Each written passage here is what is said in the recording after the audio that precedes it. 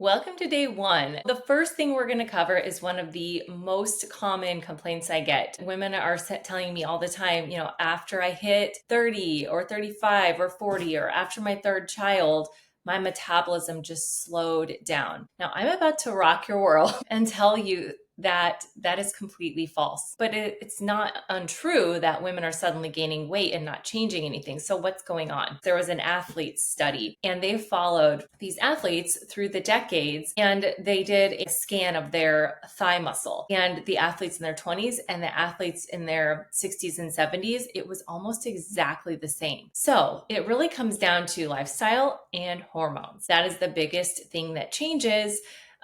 Because our actual metabolism, the rate at which our body burns fuel, it declines the most after childhood, but then it stays pretty steady through our 20s all the way into our 60s and even 70s. So our strategies, what worked in the past, we need to shift that up a little bit.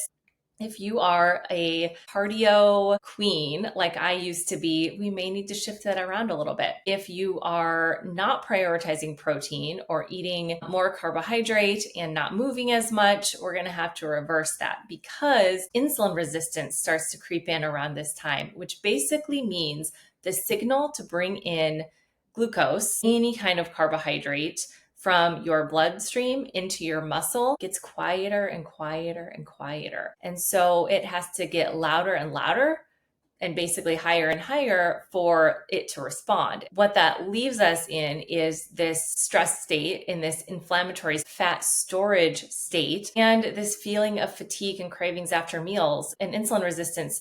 Insulin is going to creep up long before fasting glucose does. So it's something that's really important to look at. Leading with protein at the start of the day and start of the meal is really, really important because we want to keep our bodies out of this high stress catabolic muscle breakdown state and holding on to lean muscle mass, which is it's the fuel of our metabolism. The other thing that's really important is centering your workouts around resistance training, strength training. And I'm talking more than a little 3-pound dumbbell. If that's all you have, start there. Start with body weight, but just get started on building strength, building muscle, putting some force on your muscle so that your mitochondria in your muscle basically wake up and are like, ooh, we need to step up our game because she needs more muscle, more metabolic horsepower. That's also going to reverse the insulin resistance. So protein and strength training. Protein and fiber are going to be the things that you want to start your meal with. And then carbohydrate comes at the back end in a little bit smaller amount.